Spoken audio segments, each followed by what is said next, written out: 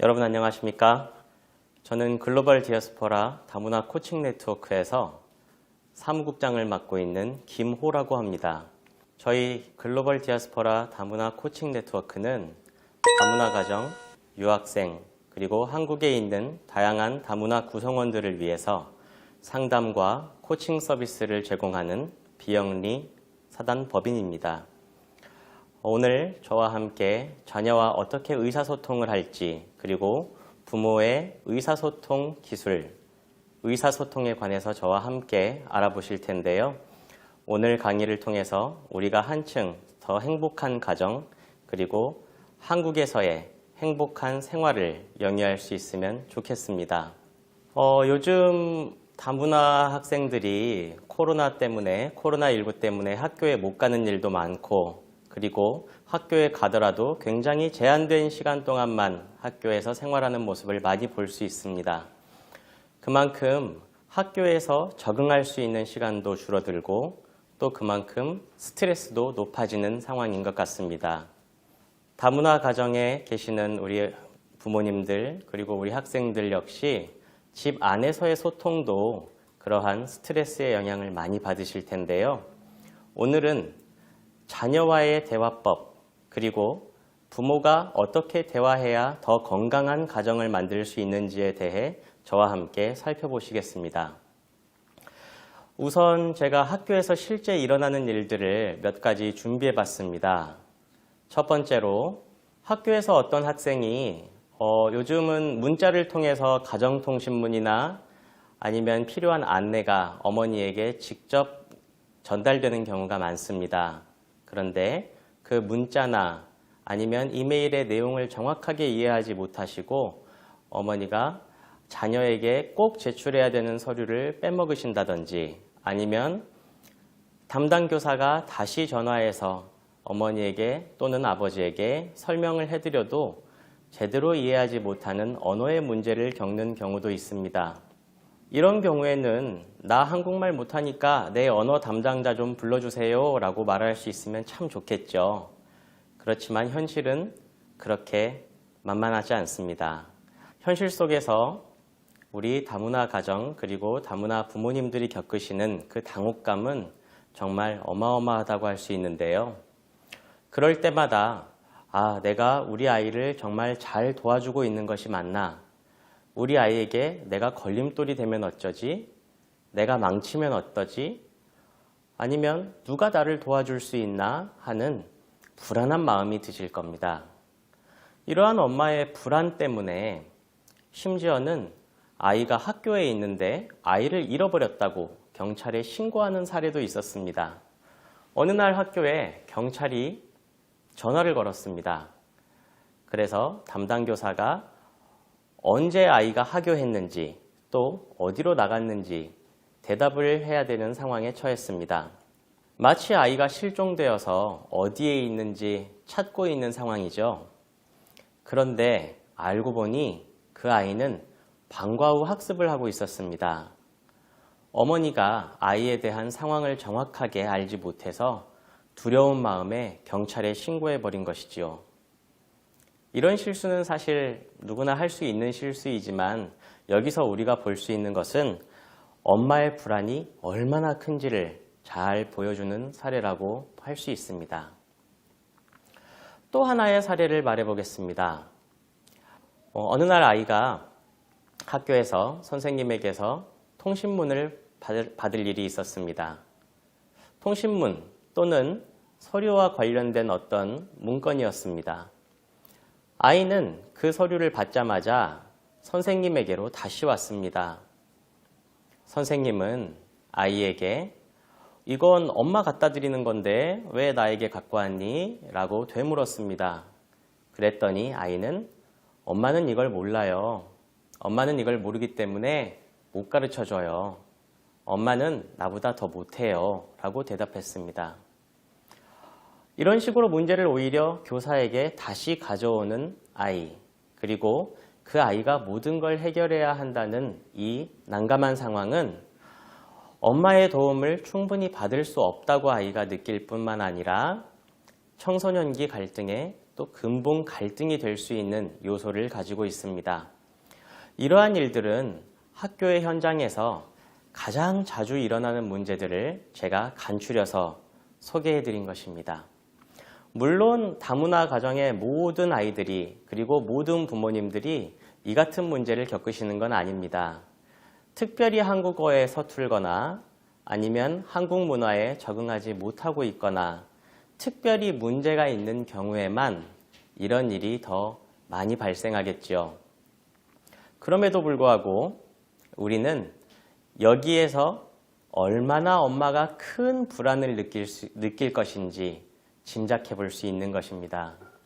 아이나 또 엄마 또 아빠는 성향에 따라서 내성적이거나 아니면 혼자 문제를 해결하려고 하거나 누군가에게 도움을 청하는 것을 굉장히 어렵게 느낄 수 있습니다. 아이는 조금만 몰라도 아이의 불안이 굉장히 높아질 수 있습니다. 이러한 불안은 엄마나 아빠에게도 마찬가지의 문제가 되겠죠.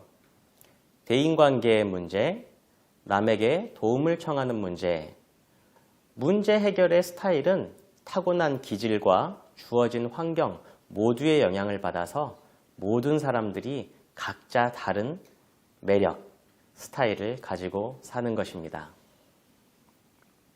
자, 지금 우리는 불안에 대해서 말을 하고 있는데요. 내가 아이에게 도움이 안 될 거야 라는 무력감과 내 아이가 잘못되면 어쩌지 하는 불안, 엄마의 이 불안이 자녀에게 고스란히 투사되는 소통의 문제점을 이야기하고 싶습니다. 엄마가 나는 아무것도 못할 거야, 나는 아이를 잘 도와줄 수 없어 라고 생각하는 순간 그 생각은 오히려 사교육이나 타인의 도움을 의지하는 방법을 택하게 됩니다. 막상 아이가 엄마를 필요로 하는 정서적 안정감이나 아이에 대한 진로의 고민, 아이와 함께 해줘야 되는 힘든 시간들은 엄마가 바깥에 의지하는, 바깥으로 향하는 관심에 파묻혀서 아이로 하여금 오히려 외로운 시간을 보내게 만들 수 있습니다. 정서를 제외한 다양한 현실적 문제들에만 집중하게 되고 부모는 막상 정서적으로 불안해하는 우리의 자녀들을 학업이나 기타 활동에서도 도울 수 없게 되고 아이들의 불안이 커지는 만큼 더 좋은 학업적 또는 다양한 활동적 성취를 이루기 힘들어진다고 볼 수 있습니다. 우리가 가끔씩 공부를 해야 되는데 시험 공부를 해야 되는데 갑자기 책상이 지저분해 보이고 책상을 막 갑자기 치우고 싶은 때가 있습니다. 아이들도 마찬가지죠. 당장 공부를 해야 되는데 필요한 공부는 하지 않고 갑자기 딴짓을 시작합니다. 그건 도대체 왜 그럴까요? 이런 행동들도 우리가 불안을 느낄 때에 우리의 마음이 우리를 보호하는 방어의 일환이라고 볼 수 있습니다. 불안을 견디는 것은 너무 고통스럽기 때문에 그 불안을 주는 다양한 요소들에서 오히려 눈을 돌려버리고 다른 행동을 하는, 불안에 대처하는 기제라고 할 수 있죠. 이런 불안은 급성 불안과 만성 불안으로 나눌 수 있는데요. 급성 불안은 실제로 우리가 어떤 대상이 있어서 그 대상 때문에 잠깐 불안한 것입니다. 예를 한번 들어볼게요. 우리가 시험을 앞두고 있습니다. 시험을 앞두고 있는 수험생 또는 우리 자녀들은 시험을 앞두고 굉장히 불안해지겠죠. 그 불안 앞에서 우리는 식은땀이 나기도 하고 가슴이 답답해지기도 하고 또 아까 말씀드린 것처럼 갑자기 책상을 치우고 싶거나 그렇게 평소에는 재미도 없던 소설책이 재미있게 읽힌다던가 해서 정작 해야 될 일은 하지 않고 다른 일을 하게 되는 경우가 많습니다. 이것은 시험이라는 특정한 대상으로부터 오는 불안이기 때문에 이 급성 불안은 시험이 끝나자마자 또는 그 불안을 주는 대상이 없어지자마자 곧 사라지게 됩니다. 그렇지만 이와 반대로 만성불안은 시험 또는 어떤 특정 대상이 있는 것이 아닙니다. 아직 일어나지도 않은 일에 대해서 대상이 없는데도 계속 불안하고 그 불안감을 계속 안고 있는 것이 만성불안이라고 할 수 있습니다. 만성불안은 아직 일어나지도 않았는데 이 일이 나에게 일어나면 어쩌지? 하는 두려움이죠. 이 두려움은 가족 구성원 안에서도 일어날 수 있는데요. 가족 구성원의 불안의 정도는 어머니, 아버지, 자녀 또는 형제 각 구성원마다 서로 다른 종류의 그리고 다른 정도의 불안을 가지게 됩니다. 특히 가정에서 이런 만성불안은 충분한 분화를 이루지 못하고 다시 말해서 우리가 따로 또 같이라는 말이 있습니다. 함께 할 때는 함께 하더라도 혼자서 뚝 떨어져서도 잘 지낼 수 있는 능력이 있어야 하는데 그런 능력이 부족할 때 불안은 더욱더 커진다고 할 수 있습니다. 이런 불안은 마치 전염병이 번지듯이 그리고 어머니에게서 자녀로 아니면 어머니에게서 아버지에게로 서로 전달된다는 특징을 가지고 있습니다. 가족들 간에 감정적인 갈등을 다루기 어렵거나 이겨내지 못할 때는 우리의 머리로 생각하고 그것을 이성적으로 처리하기보다는 다른 사람에게 투사해버립니다. 여기서 투사라는 것은 내 감정을 그냥 그대로 다른 사람에게 던져버리는 것을 의미합니다. 왜 내 감정을 던져버릴까요? 그것은 그 불안한 감정이 견디기 너무 힘들기 때문입니다. 불안의 감정은 가족 구성원 간에 서로 이동하기도 하지만 머레이 보웬이라고 하는 학자는 이것이 다세대 간에 걸쳐서 이동한다. 그리고 대물림으로 이어진다고 주장하고 있습니다.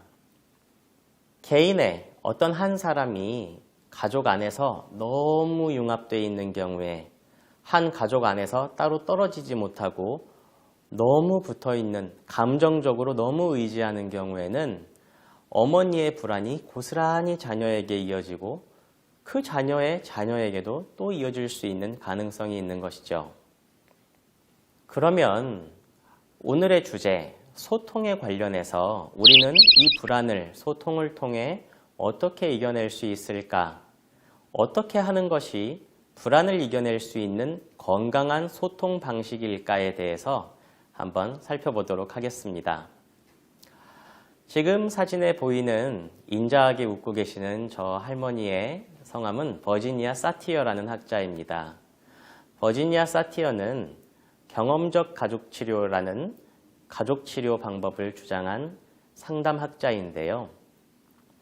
경험적 가족치료 관점에서 건강한 가족은 서로 억압하지 않고 정서적으로 열려있고 내가 경험한 감정적 정서를 자연스러운 표현으로 서로 나눌 수 있는 것을 의미합니다. 또 감정 표현으로 인한 갈등을 해결해야 되는 가족의 결속력도 다질 수 있다는 그런 관점을 가지고 있습니다. 일단 대화 패턴을 먼저 살펴보겠습니다.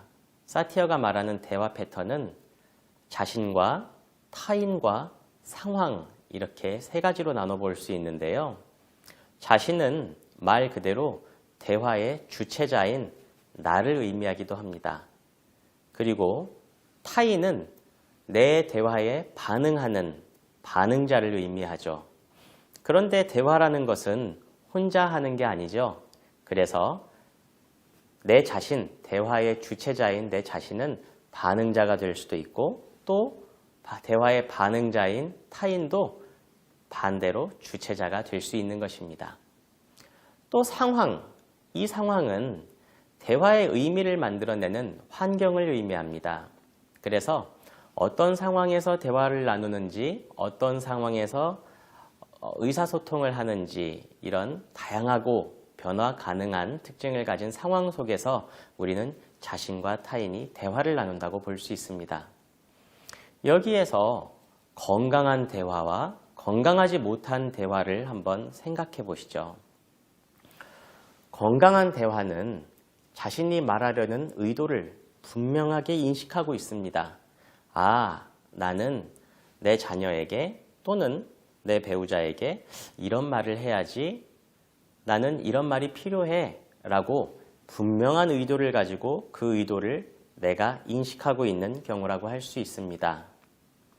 그런데 건강하지 못한 대화는 내가 무슨 말을 하려고 했는지도 잊어버리고 내가 왜 이런 감정을 가지는지도 생각 못할 만큼 자신이 말하려는 의도조차 인식하지 못하는 대화를 말합니다. 그렇게 내가 알아차리지도 못하는 채로 화를 내거나 내가 알아차리지도 못한 채로 눈물을 흘리거나 내가 알아차리지도 못한 채로 갈등으로 또는 싸움으로 벌어지는 그런 대화를 건강하지 못한 대화라고 표현합니다. 또 건강한 대화의 특징이 있습니다. 아까 말씀드렸던 내가 아닌 나의 대화 상대, 그 타인의 표현 뒤에 숨어 있는 의도나 감정을 탐색할 수 있어야 건강한 대화라고 할 수 있습니다. 말이 좀 어렵죠? 쉽게 말해서 나와 대화하고 있는 그 상대방이 가지는 숨은 뜻을 찾을 수 있어야 건강한 대화라고 할 수 있습니다. 예를 하나 들어볼게요. 어떤 사람이 너무 큰 일을 당해서 마음의 상심이 크고 너무 슬퍼 보입니다. 그런데 누가 봐도 슬픈 표정으로 집에 들어와서 엄마는 자녀에게 얘야, 괜찮니? 무슨 일이야? 라고 물어보는데 자녀는 아니에요, 괜찮아요 라고 너무나 슬픈 표정으로 괜찮다고 합니다. 그 안에 들어있는 숨은 의도는 무엇일까요? 그리고 숨은 감정은 무엇일까요? 아니에요, 괜찮아요 라고 한다고 해서 정말 괜찮은 걸까요? 그렇지 않다는 걸 모두 알고 계실 겁니다.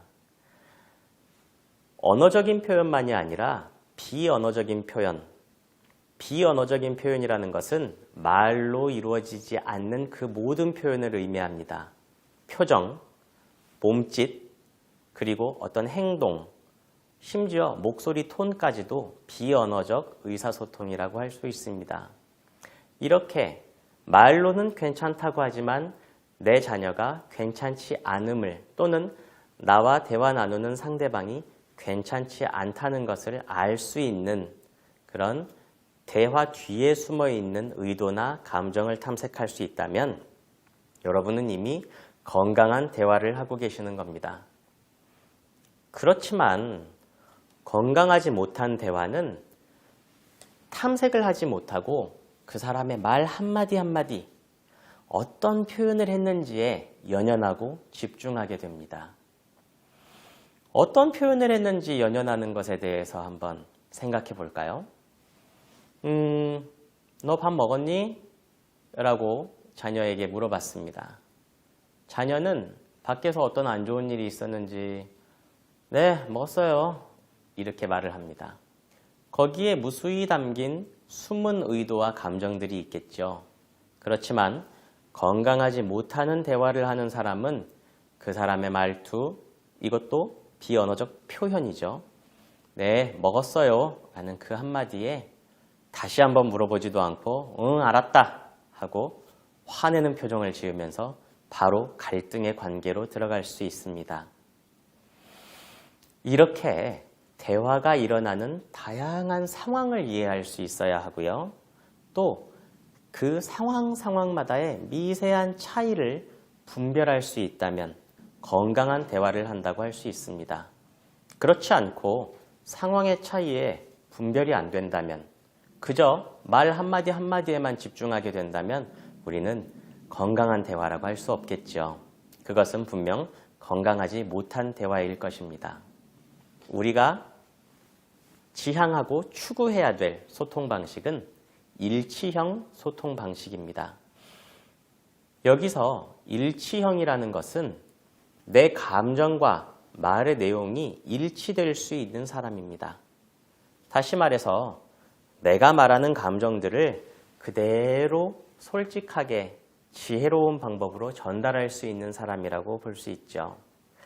아까 버지니아 사티어가 말했던 건강한 가정도 자신의 감정을 허심탄회하게 편안하게 열어놓고 말하고 표현할 수 있는 가정이 건강한 가정이라고 설명을 드렸던 것처럼 이 일치형 의사소통을 가진 사람들은 자신의 감정을 있는 대로 드러내는데 자연스러운 사람들입니다.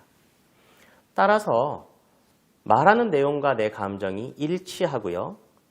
높은 자기 가치감을 가집니다. 이 사람들은 심리적으로나 신체적으로나 건강하고 또 남을 생각하는 것처럼 나도 생각하고 나를 생각하는 것처럼 남도 생각할 수 있는 사고의 능력도 충분히 가지고 있다고 할 수 있습니다. 그 사람들이 주로 쓰는 언어적 표현은 감정과 사고를 공유하는 언어적 표현을 자연스럽게 쓰고요. 또 가장 중요한 것은 타인의 말에, 상대방의 말에 귀를 기울일 수 있다는 것입니다. 이것은 자신과 타인과 상황을 모두 고려할 수 있고 통합적으로 생각할 수 있는 능력을 의미하기도 합니다. 이 능력 안에서 우리는 건강한 가정을 이뤄나갈 수 있을 것입니다. 듣고 계시는 우리 부모님들 중에 나도 저런 모습이 있는데 하고 찔리든지 아니면 나는 저런 모습이 없지 라고 당당하시던지 상당히 어느 정도 공감을 하실 거라고 생각이 됩니다. 저도 이 내용을 다룰 때마다 아이고 나도 저런 모습이 있지, 아이고 나도 저런 소통 방식이 있지 라고 생각할 때가 있으니까요. 자, 그러면 우리가 여기서 하지 말아야 할 의사소통과 했으면 좋겠다 하는 의사소통 방식에 대해서 이제 이야기를 나눠보도록 하겠습니다. 꼭 하지 말아야겠다라는 의사소통의 첫 번째는 이중구속이라는 개념입니다. 이중구속, 좀 말이 어렵죠 이것도. 이중구속은 이중으로 사람을 올가맨다는 의미를 갖고 있습니다. 이중구속은 말과 행동에 일관성이 없는 걸 의미하기도 합니다. 제가 여러 가지 예를 한번 들어볼게요. 흔히 언어적 의사소통과 아까 표정과 행동과 몸짓으로 나오는 비언어적 의사소통이 있다고 제가 말씀드렸죠. 아들이 또는 딸이 시험 점수를 받고 성적표를 가지고 왔습니다. 엄마, 저 잘했죠? 하고 성적표를 탁 가져왔어요. 그런데 엄마가 잘했다, 에휴 하고 한숨을 쉬어버린다면 정말 그게 잘한 걸까요? 아이는 이게 정말 내가 성적을 잘 받아서 칭찬을 하시는 건지 아니면 엄마가 소리 없이 야단을 치고 계시는 건지 너무너무 헷갈릴 것 같아요. 이런 것들이 대표적인 이중구속의 예라고 할 수 있습니다. 또 하나의 예를 들어볼게요. 이건 좀 재밌는 예를 한번 들어볼까요? 엄마가 자녀에게 야단을 치고 있습니다. 너 그럴 거면 당장 나가. 너 당장 나가. 이 집에서 나가버려! 라고 야단을 치고 있는 부모가 있습니다. 그런데 그때 아이가 진짜 나가면 너 나가기만 해. 나가면 혼날 줄 알아.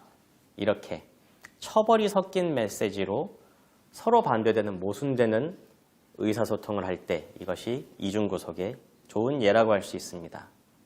마지막으로 또 재미있는 예를 들면 또 야단을 치고 있죠. 야단을 치고 있는 상황에서 자녀에게 야, 너 잘못했지? 뭐라고 말 좀 해봐. 입이 달렸으면 말 좀 해보란 말이야. 라고 야단을 치고 있는 부모가 자녀가 그 말을 듣고 사실은요 하고 말을 하려고 그러면 어디서 어른이 말씀하시는데 말대꾸야?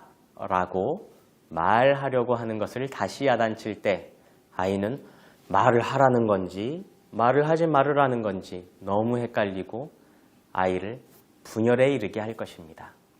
이런 이중구속은 나중에는 조현병으로까지 이어질 수 있다는 연구 결과가 있었는데요. 오늘 이 시간에는 거기까지 다루지는 않을 거고요. 이중구속이 얼마나 해로운 의사소통 방식인지를 말씀드리기 위해서 제가 다양한 예를 든 겁니다. 뿐만 아니라 어머니와 아버지의 서로 말이 다를 때, 그리고 어머니는 이렇게 하라고 하고 아버지는 저렇게 하라고 할 때 아이는 어떤 말을 들어야 될지 몰라서 혼란을 겪게 되는 것이죠. 두 번째로는 도덕주의적인 판단입니다. 이 도덕주의적인 판단은 모든 것을 옳고 그름으로 양분화시켜서 생각하는 것입니다.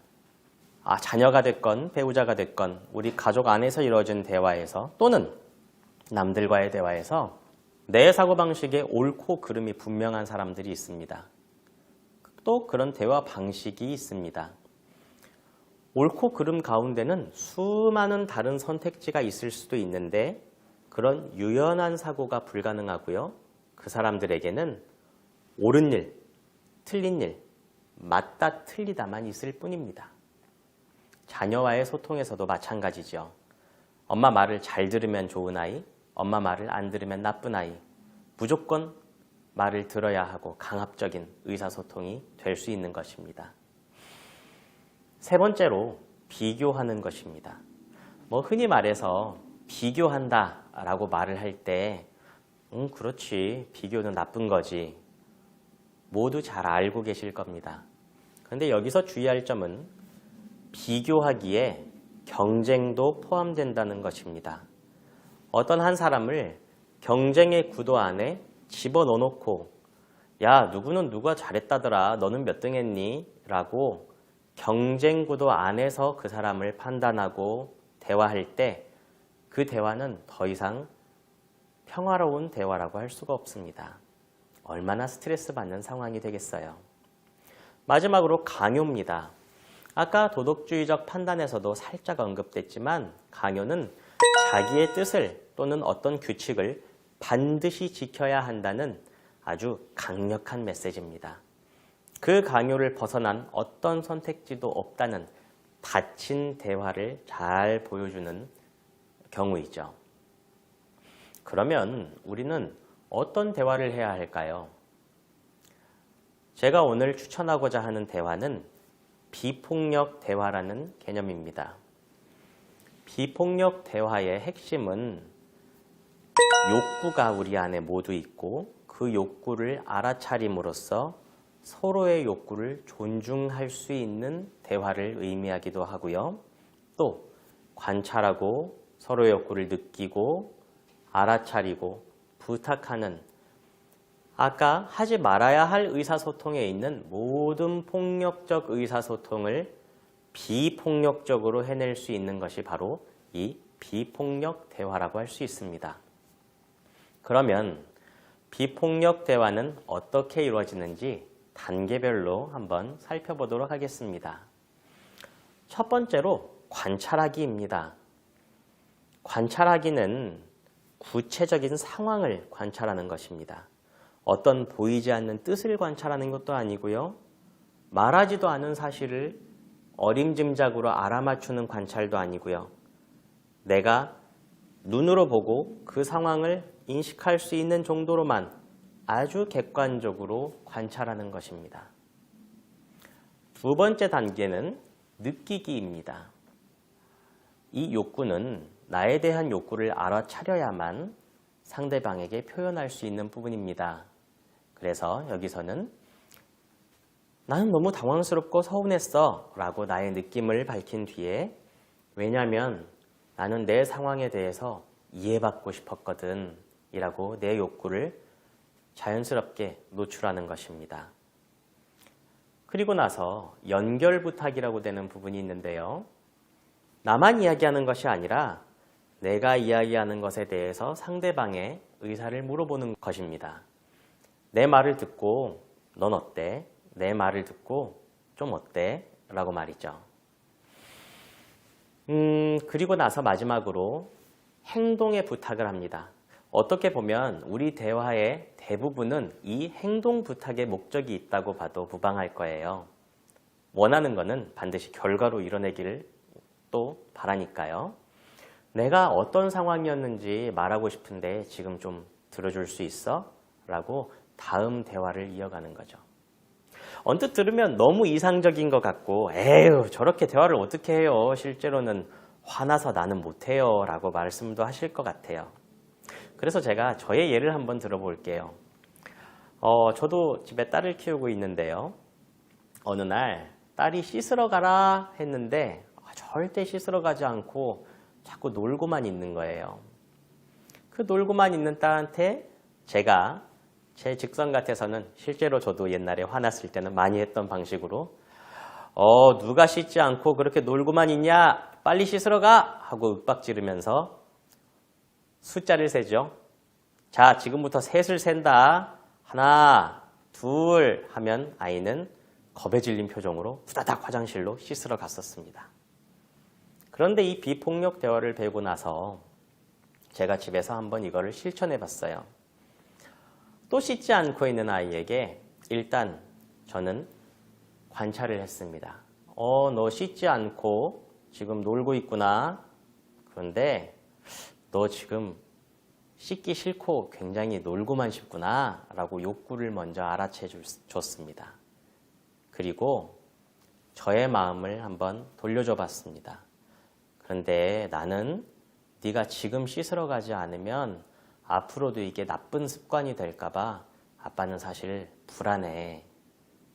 아빠가 이렇게 불안해서 너한테 자꾸 씻으러 가라고 하는 거야 라고 나의 욕구를 딸에게 전달했습니다.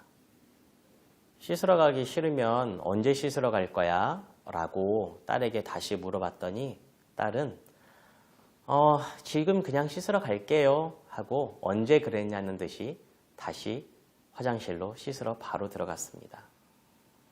굳이 윽박지르거나 하나, 둘, 셋 이런 원시적인 방법을 쓰지 않고도 평화적으로 일을 해결할 수 있는 좋은 방법인 것을 제가 깨달을 수 있던 시간입니다. 이렇게 비폭력 대화 그리고 합리적 의사소통 방식, 일치형 의사소통 방식을 우리가 추구한다면 그 안에서 불안을 잠재울 수 있고요. 나의 불안, 나의 욕구만이 아니라 불안도 알아챌 수 있는 좋은 기능을 하게 될 것입니다. 오늘 우리는 불안을 다루면서 이 시간을 시작했습니다. 불안은 느끼는 것은 어쩔 수 없습니다. 불안은 나도 모르게 찾아오는 것이니까요. 그런데 불안을 없애는 가장 좋은 방법은 내가 이럴 때 불안을 느끼는구나 하고 알아채고 인정하는 것이 가장 중요합니다. 신기하게도 알아채기만 하면 불안은 말끔하게 사라질 때도 많습니다.